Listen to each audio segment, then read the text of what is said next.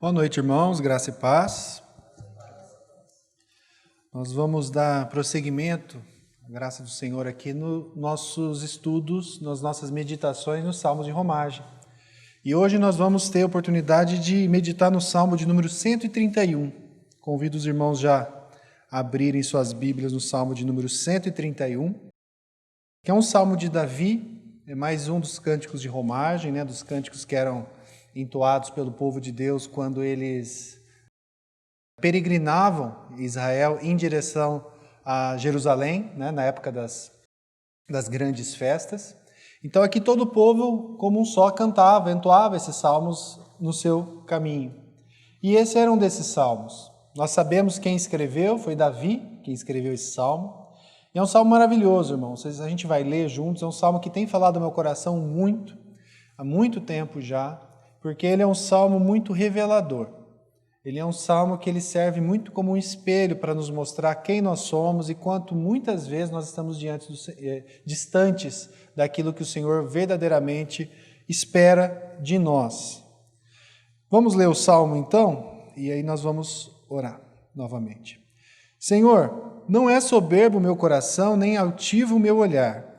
Não ando à procura de grandes coisas, nem de coisas maravilhosas demais para mim. Pelo contrário, fiz calar e sossegar a minha alma, como a criança desmamada se aquieta nos braços de sua mãe, como essa criança é a minha alma para comigo. Espera, ó Israel, no Senhor, desde agora e para sempre. Então esse é o Salmo de Davi. Irmãos, quando nós vemos esse salmo, nós percebemos assim, ele tem uma estrutura um pouco diferente. Aqui é Davi abrindo o coração dele diante do Senhor, mas nós percebemos que não é bem uma oração. Ele não tem ela não é uma oração, vamos dizer, padrão, naquele sentido de que no final ele faz um pedido para o Senhor. Vocês percebem que nesse salmo ele não pede nada para o nosso Senhor. Ele simplesmente vai e ele derrama o coração dele, expondo uma situação ou algo que ele estava passando naquele momento, sem pedir nada. Ele simplesmente chama o Senhor como testemunha dele e fala, Senhor, eis a minha situação, eu me abro para o Senhor, para que o Senhor escute a minha prece aqui, mas sem que ele peça nada. Não há aqui um pedido, não é uma oração com uma petição. E aqui, quando nós lemos esse salmo, irmãos, nós sempre tentamos entender o contexto de onde ele foi tirado. Nós sabemos que foi Davi, e quando a gente vê esse texto, a sensação que nós temos é que Davi escreveu esse texto como uma resposta dele, mas que ele faz para o Senhor e não para as pessoas, para algum tipo de acusação que ele estava sendo levantada contra ele. Alguma mentira foi dita sobre Davi, alguma difamação, alguma coisa foi dita sobre Davi, mas que Davi sabia ser inocente.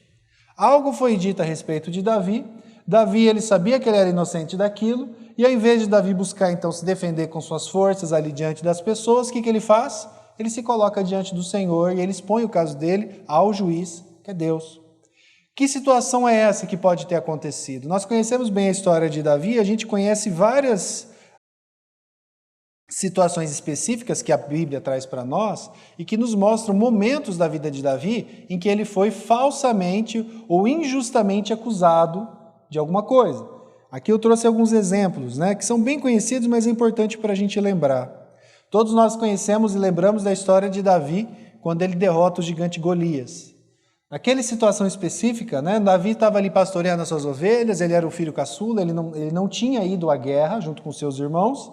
Jessé, seu pai, chama ele e fala, olha, vai até lá a peleja, leva essa comida para os seus irmãos, veja como estão as coisas por lá, traga-me notícias, e Davi vai.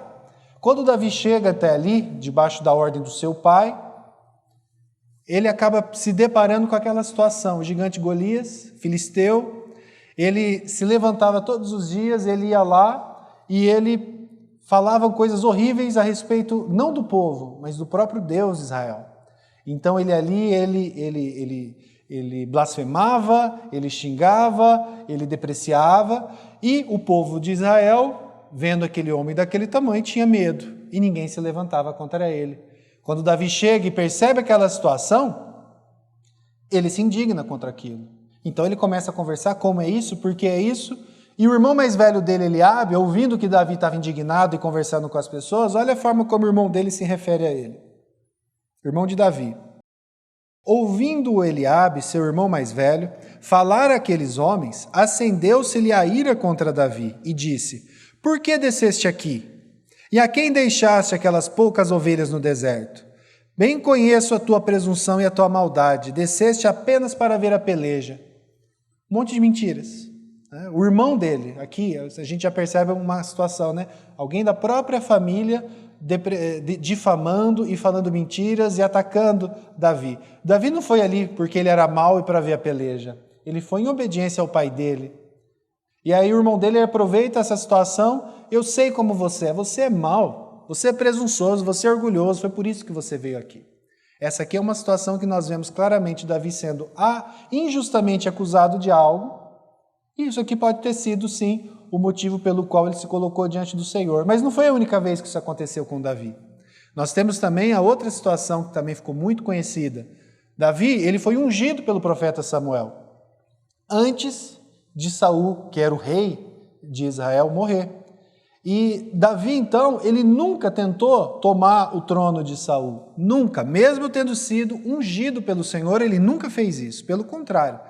Ainda que ele tivesse sido perseguido por Saul, e ele era perseguido, houve diversas tentativas de Saul tirar a vida de Davi. Davi não retrucou tentando tirar a vida de Saul, mesmo tendo oportunidades claras de estar ali com Saul na mão dele, né? Naquele dia que ele estava ali na caverna. Os seus valentes falam: Deus nos deu Saul, tire a vida dele. E ele: eu não vou tocar no ungido do Senhor. Se o Senhor quiser, o Senhor tira a vida dele. Eu não vou. Então isso nos mostra que Davi, ele mesmo nunca tentou tirar o trono de Saul, nunca tentou contra Saul, nunca armou uma cilada contra Saul. Mas qual que era a versão de Saul das coisas? De que Davi era alguém que estava tentando tirar o trono dele, que fazia essas coisas. E essa versão de Saul foi uma versão que se estendeu por todo o povo, por muitos do povo. Tanto foi assim que mesmo depois de Saul morrer, mesmo depois de Davi ter sido ungido pelo Senhor, depois que Saul morreu, ainda tiveram mais 2 anos de guerra civil, até que Davi, então, se estabelecesse no trono sobre as 12 tribos. Mas até então, aquela mentira de Saul correu o povo, e as pessoas entendiam que Davi era alguém que tentava usurpar o trono. E isso não era verdade. Olha só, 1 Samuel 22.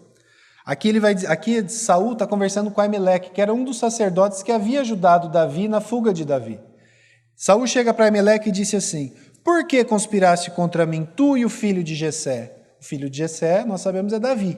Por que vocês conspiram contra mim? Conspirar contra o rei é tentar derrotar o rei, né? Pois você, Aimeleque, no caso do sacerdote, lhe deste pão e espada e consultaste a favor dele Deus, para que se levantasse contra mim e me armasse ciladas como hoje se vê. Isso era mentira. Davi não fez isso. Davi estava fugindo de Saul. Mas Saul tratava Davi como se Davi estivesse então ali armando ciladas e tentando pegá-lo de alguma forma. Isso era mentira. Irmãos, aqui a gente já, dessa compreensão que nós temos aqui, dessa situação em que Davi estava, né? Nós já podemos aqui tirar uma primeira aplicação para nós, que é o seguinte: nós todos podemos eventualmente ser falsamente acusados de algo. Davi foi falsamente acusado aqui. Nós todos poderemos, e essa acusação pode vir de qualquer lugar. Ela pode vir de dentro da sua família, que foi o caso de Davi, pode vir de uma autoridade que está sobre você, um chefe, um patrão, no caso aqui foi o próprio rei, pode vir da igreja, de irmãos. Todos nós podemos ser falsamente acusados de algo. Mas como Davi, irmãos, nós temos um padrão que nós devemos seguir. Você olha para Davi e você vê ele se valendo de quem, irmãos? De Deus. Nós todos temos um justo juiz que está sobre todos nós e que sabe a verdade. E se você for inocente disso que todos te acusam, todos, a igreja toda está me acusando de fazer X, mas eu, diante do Senhor, sei que eu não fiz isso e ninguém acredita em mim, azar deles. Porque eu, diante do Senhor, posso abrir meu coração, falar: Senhor, como o Davi falou, meu coração nesse ponto está inocente. Eu sou um pecador, mas nesse ponto meu coração está inocente. E eu posso sim colocar minha cabeça no travesseiro e dormir tranquilo. Ainda que eu saiba, e nós sabemos, o quanto é sofrido ser falsamente acusado de algo. A gente sabe que não é fácil. Mas eu digo para vocês o quê? Como Davi, você pode ficar tranquilo porque aquele que efetivamente julga, aquele que tem o poder e que sabe o que fazer e como fazer, que é o Senhor nosso Deus, ele sabe que você é inocente. Glória a Deus por isso. Então isso é algo que é para trazer paz para nós, descanso para nós, como Davi fez aqui. O segundo ponto aqui é o contrário disso, irmãos. É o contrário.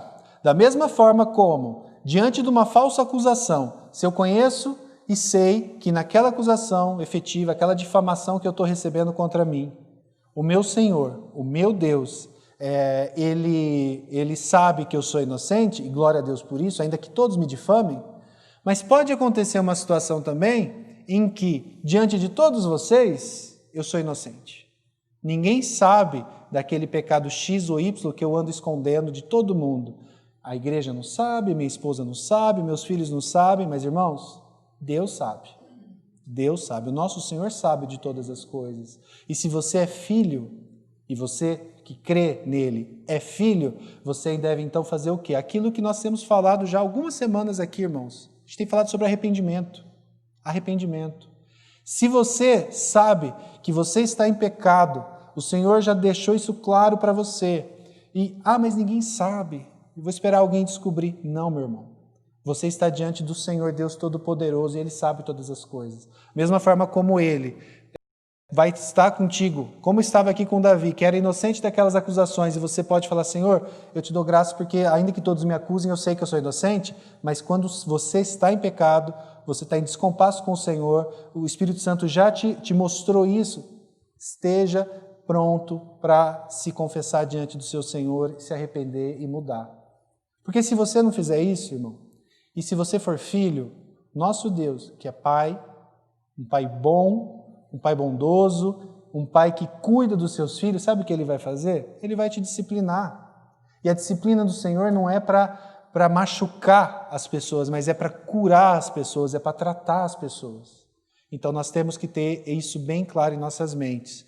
Assim como Davi, ele tinha a quem se recorrer, ainda que todos o acusassem de maneira injusta, nós também temos. Mas esse mesmo Deus que sabe todas as coisas, irmãos, é o Deus também que nos mostra o nosso pecado, ainda que ninguém saiba. Ainda que ninguém saiba, Ele sabe. Esse é o primeiro ponto que eu queria tratar com os irmãos. Agora, irmãos, nós vamos efetivamente para o texto, Salmo 131, verso 1.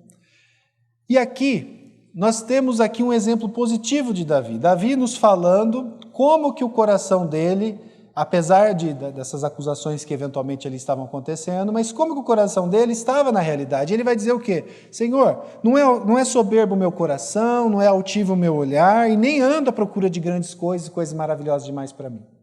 É assim que Davi se coloca, então.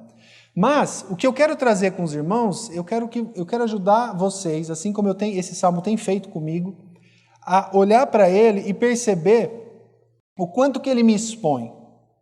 Muitas vezes, quando a gente trata dessa questão do orgulho, da soberba com os irmãos, muitas vezes a pessoa entende assim, não, meu irmão, eu não acho que eu sou uma pessoa soberba, eu não me acho orgulhoso. Quando a gente olha para um texto como esse, a gente vê esse caminho, meu coração não é soberbo, meu olhar não é altivo, nenhum da procura de coisas grandes demais para mim, você vê um caminho aqui que vai nos ajudar a compreender de que forma que o Senhor pode tratar. Ele me mostra aquilo que de fato eu penso, de forma que fique claro para mim, que por mais que eu diga assim, eu não sou orgulhoso, mas existem muitas outras coisas que podem estar acontecendo sem que você perceba. E a palavra do Senhor, ela nos ajuda a compreender tudo isso. Então a gente vai fazer um olhar para esse texto ponto a ponto.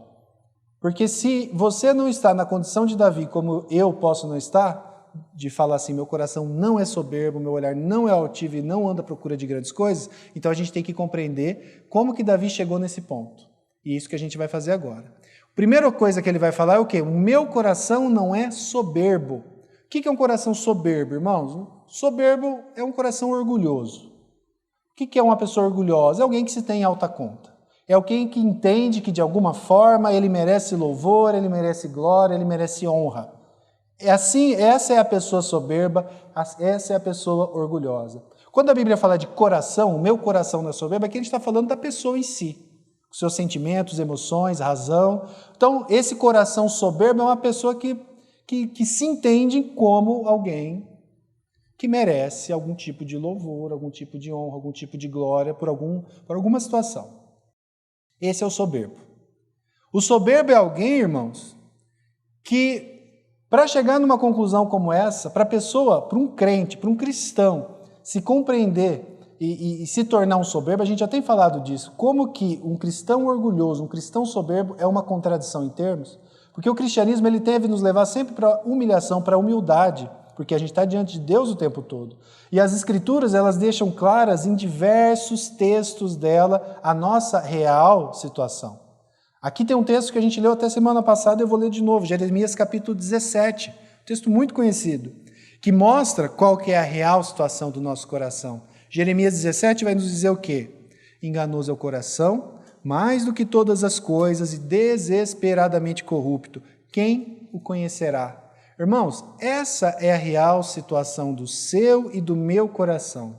Como que, com uma compreensão real disso, se eu creio que isso aqui é verdade, como que eu posso me deixar levar pelo meu coração? Como que eu posso acreditar no meu coração todas as vezes que ele fala? E eu não leve em consideração a verdade da Bíblia que me ensina, Danilo, seu coração é enganoso. Cuida dele. Cuidado com aquilo que ele te diz. Cuidado para onde ele está te levando. Como que eu faço isso, irmãos? Se não através das Escrituras. Eu leio um texto como esse e de repente eu estou aqui. Eu acho mesmo que eu sou assim, que tinha que ser assado, que tinha que ser aquilo. Mas as Escrituras dizem diferente. Mas eu sei. Irmãos, cuidado. Seu coração é enganoso. Seu coração é enganoso, não sou eu que estou falando, as Escrituras dizem isso. Então isso é algo que é uma premissa pela qual você deve partir para tudo que você faz, pensa, para cada decisão que você toma. Por isso que é tão importante a gente depender das Escrituras e do Espírito Santo através das nossas orações. Por isso que é tão importante. Agora pense comigo, um coração soberbo, uma pessoa soberba, certo? Uma pessoa orgulhosa. É uma pessoa que de alguma forma se compreende superior às outras. Quando a pessoa ela se entende superior às outras, ela merece, no entendimento dela, o quê? Um pedestal. Ela merece, então, subir e para que ela possa ser apreciada pelos outros. Ela é tão digna, ela é tão maravilhosa, ela é tão superior que é importante que todos me vejam. Só que aí tem um detalhe que é muito interessante. Se você sobe num pedestal e começa, por causa do seu coração soberbo, e você se enche demais e se acha superior aos outros, naturalmente, como que vai ser o seu olhar em relação aos outros? Altivo. O que é um coração altivo, um olhar altivo, se não uma consequência natural de um coração soberbo? Se eu sou orgulhoso, eu me acho superior a vocês. Se eu me acho superior a vocês, eu me coloco no lugar mais alto. Aqui eu estou falando de maneira figurada, mas vocês entendem o que eu estou querendo dizer. E naturalmente eu vou olhar para vocês de cima para baixo. Vocês não são como eu. Eu sou melhor. Eu sou superior. Imediatamente eu começo o quê? A julgar vocês. Então, o julgamento, quando eu julgo os outros como inferiores a mim, isso já está demonstrando que eu tenho lá no início o quê? Um coração soberbo. Davi pôde dizer, nesse momento da vida dele, o quê? Meu coração não é soberbo, logo, o que acontecia? O meu olhar não era altivo. Mas se você tiver um coração soberbo, o seu olhar será altivo. Você vai olhar para os outros de cima para baixo. Você vai julgar os outros como inferiores a você mesmo. Isso é natural. Isso vai ser a consequência natural do teu pecado lá, daquela soberba. E aí, mais uma vez, vamos para as Escrituras, irmãos. Você pode, com base na sua razão e no seu coração enganoso, achar que você merece sim. Não, Danilo, você está falando isso, mas olha, eu vou te falar. Se você soubesse quem são aquelas pessoas, você entenderia por que eu me considero superior a todas elas. Irmãos, Escritura. O que a Escritura diz? São tantos e tantos textos do nosso Senhor e tantos outros que vão nos ensinar a não julgar o meu próximo, né? São tão claros, né? Eu separei um, Filipenses 2:3, um texto, que é mais claro que isso, eu acho difícil O apóstolo Paulo vai dizer o quê? Nada façais por partidarismo ou vanglória, mas por humildade, considerando cada um os outros superiores a si. Irmãos, se a Bíblia é tão clara, ela é tão expressa, ela é tão direta, que eu, seja lá quem eu for, se é pastor, presbítero, o que for, você deve considerar os outros como superiores a você. Isso aqui tem como ser uma realidade para alguém que tem um coração soberbo e um olhar altivo? Não. É impossível. Não tem como. Então aqui, isso mostra para nós como que vai essa caminhada. Você tem um coração soberbo, o seu olhar fica altivo, você começa a julgar todos. E naturalmente, o que vai acabar acontecendo? Próximo passo nessa caminhada do coração do ímpio em relação a isso. Eu sou superior, logo, vocês são inferiores, mas daí eu começo a perceber que esses meus inferiores aqui, que estão aqui à minha volta, um deles tem um emprego melhor que o meu, o outro tem uma situação financeira melhor que a minha, o outro tem uma esposa mais espiritual que a minha, o outro tem os filhos mais educados ou mais espirituais que os meus. E como eu me tenho tão alta conta e tem vocês em tão baixa conta, eu olho e falo, como pode isso? Isso é um absurdo. Onde já se viu isso? Eu deveria ter aquele trabalho, eu que deveria ser rico. Eu que sou mais inteligente, mais capaz, mais esperto, mais tudo, que deveria estar naquela posição de destaque. Eu é que deveria estar pregando lá. Eu é que deveria estar fazendo aquilo, andando com aquele irmão, fazendo aquilo outro. E sabe o que vai acabar acontecendo com a gente? Coração soberbo, olhar altivo, e imediatamente você vai querer o quê? Coisas grandes e maravilhosas demais para você. Sabe o que isso te leva na prática, irmãos? A duas coisas. Murmuração, porque você não está recebendo de Deus aquilo que você entende que é mais que a obrigação de Deus dar para você. E em segundo lugar, o irmão gêmeo da murmuração qualquer, cobiça. Imediatamente eu vou querer fazer o quê? Nossa, eu sou tão mais espiritual que o irmão fulano, eu devia ter, que meus filhos deviam ser igual os dele.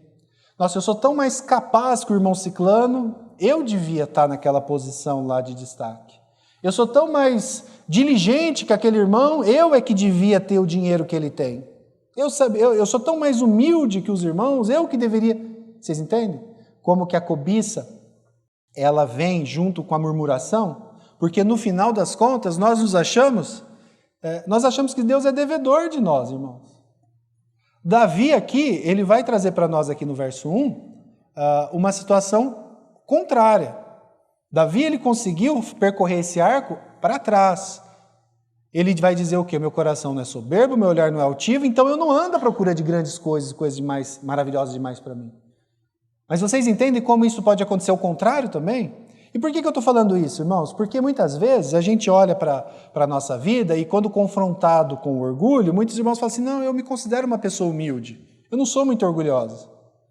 Mas, irmãos, pensando em tudo isso que eu falei, pensando em tudo isso que a gente tem falado aqui, murmuração, a cobiça daquilo que é do outro, tudo isso demonstra o quê? Que lá no fundo eu tenho um coração soberbo e orgulhoso, por mais que você se ache uma pessoa humilde. O orgulho não é simplesmente falar assim, eu me acho. Não é só isso não, irmãos. Quando você começa a cobiçar o que é do outro, de certa forma você está dizendo o quê? Eu mereço aquilo que é dele, mais do que ele. Então isso é cobiçar, isso é o 10º mandamento. É você estar querendo aquilo que não é seu. Você acha que aquilo é seu direito. E aqui um teste bem simples que você pode fazer e que eu posso fazer sempre a esse respeito. Se você não se acha alguém orgulhoso, cobiçoso, não, eu não me acho. Vamos pensar bem, irmãos. No fundo, no fundo, no fundo. Não precisa responder, mas pensa. Você muitas vezes pensa assim, eu acho que eu mereço um salário um pouquinho melhor, ou bem melhor do que eu recebo. Eu mereço, eu acho. Eu acho que eu mereceria um carro melhor do que eu tenho. Eu acho que eu mereceria uma família mais estruturada que a minha. Eu acho que eu mereceria que os meus filhos fossem mais espirituais do que eles são. Eu acho que eu mereceria que a minha igreja fosse um pouco melhor do que ela é. Eu acho que eu mereço essas coisas. Você pensa assim? Você se acha merecedor dessas coisas? Se você se acha merecedor dessas coisas, irmãos, então você perceba, você é um orgulhoso. Você precisa se tratar diante do Senhor. Você precisa se colocar diante do Senhor e falar, Senhor, eu estou cobiçando ou querendo coisas que muitas vezes eu entendo que eu sou digno e a minha intenção de dignidade aqui vem de um entendimento errado do meu coração. E aqui que fica claro algo, irmãos. Eu não estou dizendo aqui que você não pode querer ter um melhor emprego, uma igreja melhor, uma igreja que teme mais o Senhor, que anda mais com o Senhor, que você e os filhos sejam mais espirituais. Não há problema nenhum em você querer essas coisas. Você deve orar, você deve buscar. Mas aqui, irmãos, sabe o que faz toda a diferença? Lembra da oração do nosso Senhor? Como que ela acaba? Mas que seja feita a tua vontade. Se você conseguir orar pelo carro, pelo trabalho, pelo filho, pela esposa, pela igreja, e você conseguir falar essas palavras, que seja feita a tua vontade, isso for verdade, isso não for só um chavão religioso ali para fechar a oração, mas isso for verdade, glória a Deus. Você não precisa se preocupar com isso que eu falei. Mas se você se colocar diante do Senhor e dizer, Senhor, eu preciso que o Senhor me dê um carro, mas que seja feita a tua vontade, mas se o Senhor não me der, eu vou ficar com raiva, vou ficar chateado, vou fazer bico, então, irmão, é porque você está se achando merecedor. Aí você está na cobiça, aí você está nesse caminho errado. Tá? Então isso aqui é só para a gente entender o quanto que o nosso coração é enganoso, irmãos. É impressionante como é fácil pessoas orgulhosas falarem assim, eu sou muito humilde, eu sou muito humilde. Até a humildade se torna pretexto para um outro tipo de orgulho, o que é muito complicado também.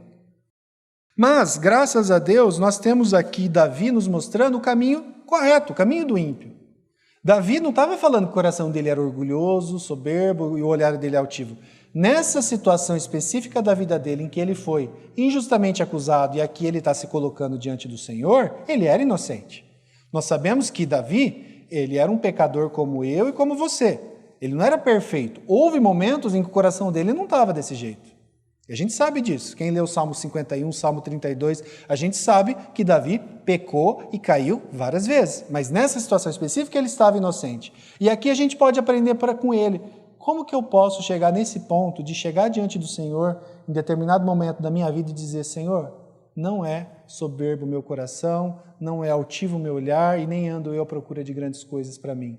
E aí Davi vai trazer isso para nós. Aqui no verso 2, logo no comecinho, ele vai dizer assim, pelo contrário, ao invés de fazer todas essas coisas, ao invés de ser soberbo, altivo e tudo mais, eu fiz calar e fiz sossegar a minha alma. Olha a expressão que Davi usa, eu fiz calar e fiz sossegar a minha alma.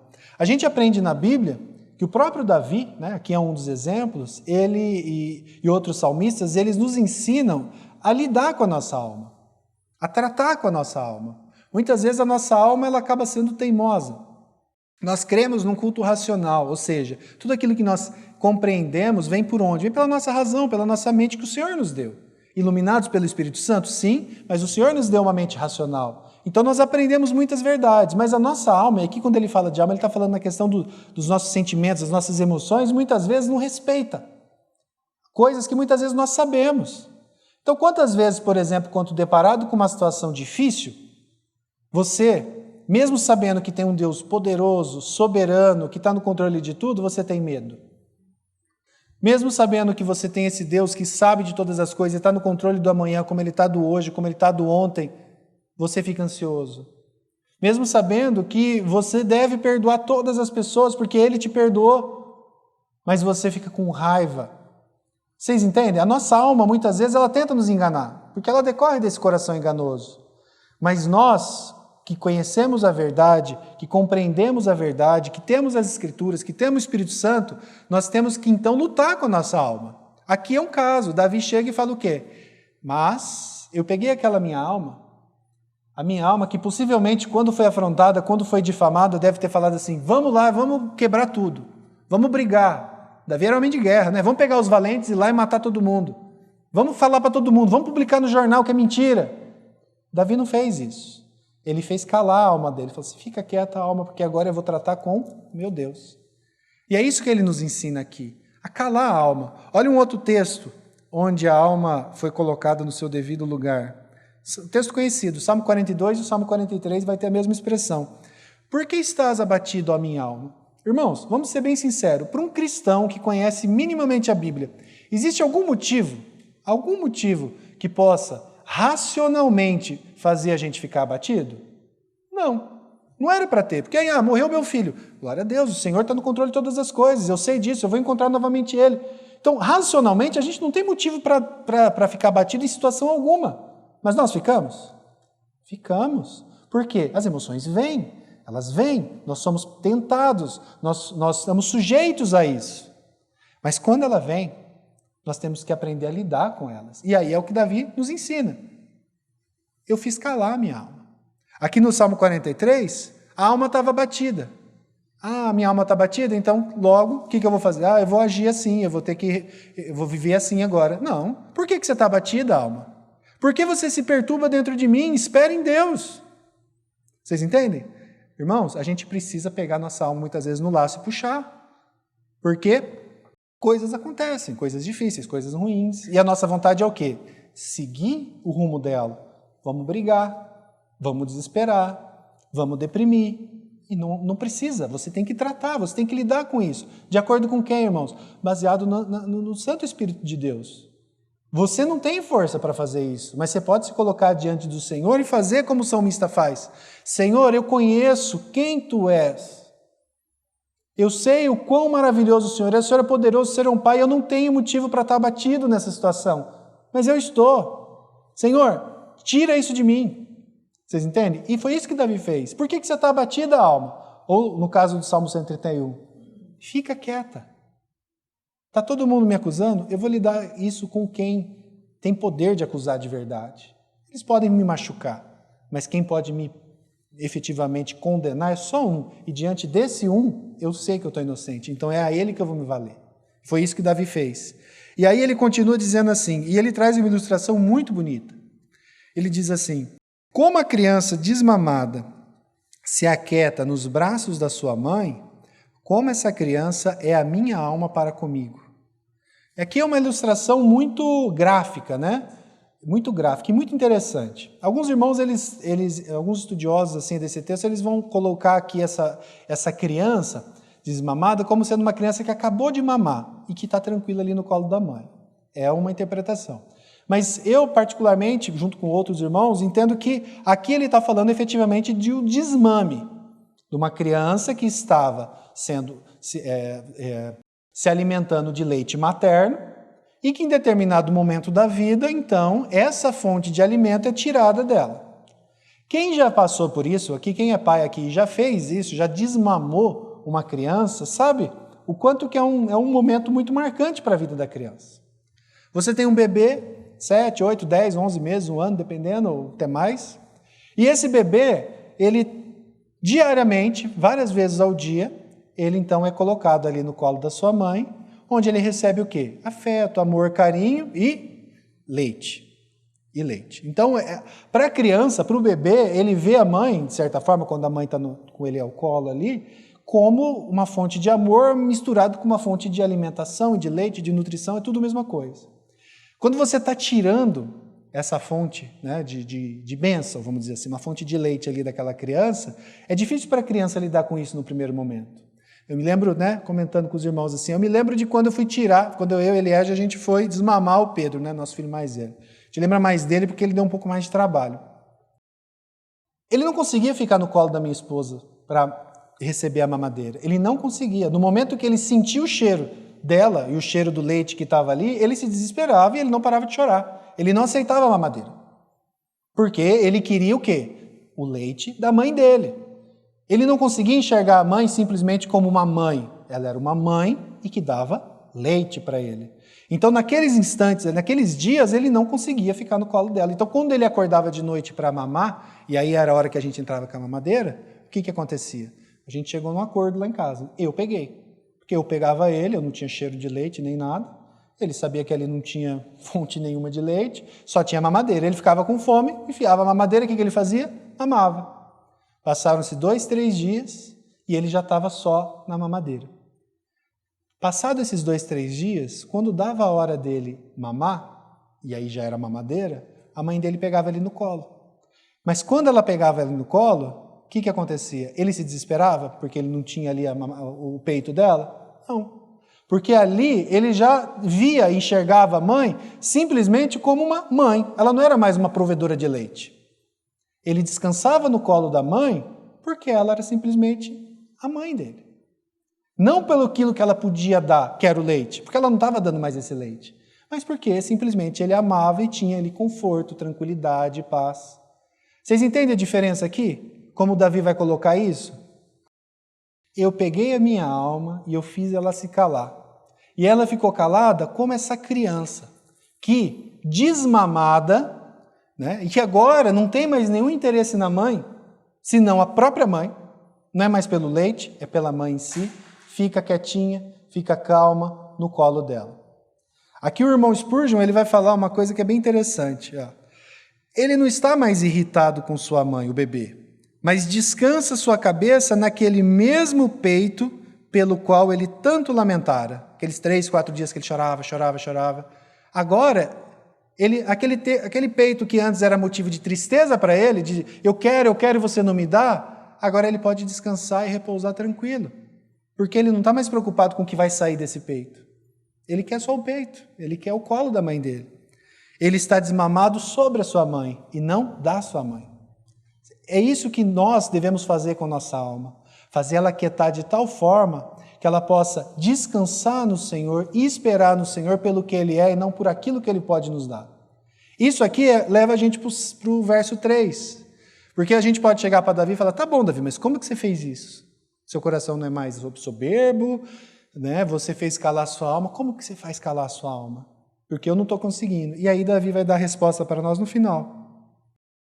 Espera, ó Israel.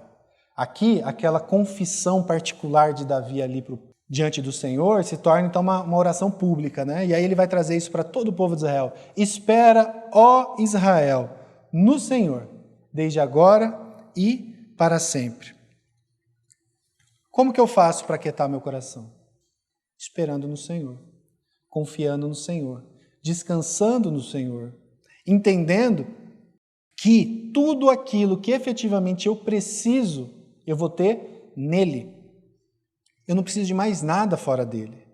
Quando você tem essa compreensão, irmãos, quando nós podemos ter lampejos dessa compreensão, eu sei que a gente não vai ter aqui nessa terra, com esse corpo caído, uma compreensão plena e perfeita disso até o dia da nossa morte, eu sei que isso não vai acontecer, mas nós podemos ter lampejos disso. Irmãos, isso traz uma paz, uma segurança, uma tranquilidade, um descanso, uma felicidade que nada pode tirar. Aqui sim a gente está falando de algo que vai contra qualquer circunstância da vida. A real e verdadeira satisfação, onde ela está? No Senhor, espera no Senhor. Uma vez que isso acontecer, e você vir a perder um bem, um familiar, a sua saúde, você vai compreender que essas coisas são bênçãos que o Senhor te deu, pela qual você é grato, mas que a tua verdadeira felicidade não depende delas. A tua verdadeira felicidade e descanso está no Senhor, e isso você não vai perder nunca. Aqui uma citação do irmão que eu gosto demais, o irmão Gordon Clark, ele vai dizer o seguinte: ter sabedoria é ter Cristo. Cristo é a verdade. Cristo é a sabedoria de Deus. Uma razão para fazer dessa verdade o objetivo dos nossos esforços é que, presta atenção nisso, se amamos o que podemos perder, não podemos ser felizes. É muito simples. Se a fonte da tua satisfação, da tua alegria, da tua paz está em algo que você pode perder, você nunca vai descansar aqui nessa terra. Nunca. O que te faz descansar é dinheiro? Então, se você não tem, você não está descansado. Né? Você concorda comigo? Você vai estar desesperado porque você não tem. Mas se a fonte do teu descanso é dinheiro e você já tem dinheiro, então é bem possível que você seja ansioso e tenha medo do quê? De perder o dinheiro. É assim, irmãos. Você só vai estar completamente descansado aqui nessa terra o dia em que a fonte de toda a tua satisfação, paz, alegria, estiver em algo que é eterno e perfeito. E o que é eterno? Qual é a única coisa eterna que nós podemos, então, de fato, colocar ali as nossas esperanças? É o que ele vai falar. Deus, Cristo, a verdade são imutáveis. E se temos isso, nossa bem-aventurança permanente. É lógico, como a gente sempre diz, por um homem falível, pecador como nós somos, a gente vai ter altos e baixos. Mas nós podemos experimentar isso, sim, alguns lampejos disso, irmãos. Quando a gente vê um apóstolo Paulo, no fim da vida, falando que ele aprendeu a viver contente em toda e qualquer situação, irmãos, não era falsa humildade. Não era falsa humildade. Eu aprendi a estar contente em qualquer situação. Mas quando vem coisa ruim, você reclama. Não, ele aprendeu de fato.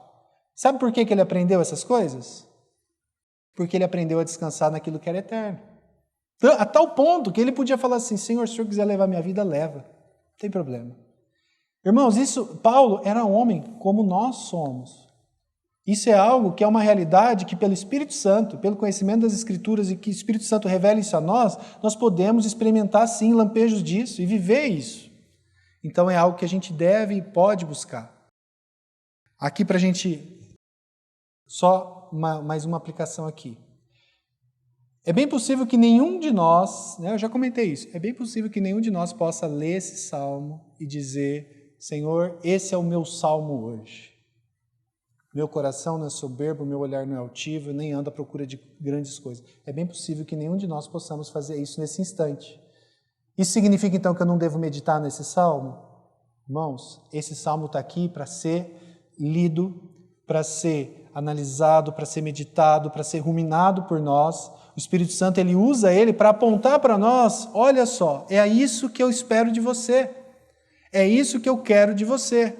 Eu quero que você coloque a tua paz, o teu descanso e a tua alegria no Senhor. Só assim você vai poder dizer, como Davi disse, meu coração não é soberbo, meu olhar não é altivo, e nem ando eu à procura de grandes coisas para mim. Irmãos, qualquer outra coisa que você busque isso afora de Deus, você vai cair. Você não vai dar conta, você vai desesperar. Você vai buscar em coisas que são falíveis, que são corruptíveis. Você vai tentar juntar um tesouro que a traça come. Então, isso aqui deve ser a nossa busca, a nossa direção. O irmão Spurgeon ele diz sobre esse salmo algo que é muito interessante. Ele diz assim, que esse aqui é um dos menores salmos para se ler e um dos maiores salmos para se aprender. Isso aqui a gente vai ficar a vida toda para aprender o que esses 3 versos têm a nos ensinar aqui na Terra. Mas isso aqui deve ser um alvo para nós. E se também, irmãos, isso aqui não é para trazer desespero para ninguém. Eu já falei sobre isso. Crente, cristão, que crê no Senhor Jesus, não precisa desesperar. Quando você se deparar com a real situação sua de pecado, e isso vai acontecer diversas vezes na sua vida, você não tem que ficar desesperado e sair correndo, não. Você tem que pegar esse desespero e colocar nos pés da cruz. Arrependimento e confissão. Se coloca diante do Senhor, busca nele a direção que você precisa. É isso que você tem que fazer. E se você ainda não creu que Jesus Cristo é o Senhor e Salvador da tua vida, creia. Você pode experimentar essa satisfação. Você pode experimentar essa satisfação. Todos nós poderemos experimentar essa satisfação desde que nós creiamos que sim, nós somos pecadores, que sim, nós não vamos conseguir ser perfeitos, que sim, nós, longe disso, somos totalmente imperfeitos, que nós não vamos conseguir atingir os céus andando e fazendo boas obras sozinhos. Nós nunca faremos isso, ninguém consegue fazer isso.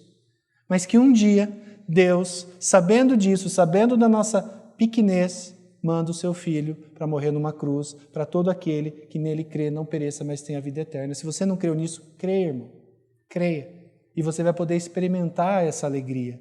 Isso aqui não é uma coisa para Davi e Paulo simplesmente, mas é para todo aquele que crê. Porque eles são homens como nós. São homens como nós. Então nós podemos experimentar essas coisas, mas buscando no lugar certo. Você não vai experimentar satisfação e descanso o dia que você ter muito dinheiro. Você nunca vai experimentar. Você não vai, não, o dia que eu tiver uma conta corrente bem recheada, eu garanto, eu não vou ficar mais ansioso. Vai. Somente no Senhor encontra-se a verdadeira e real satisfação.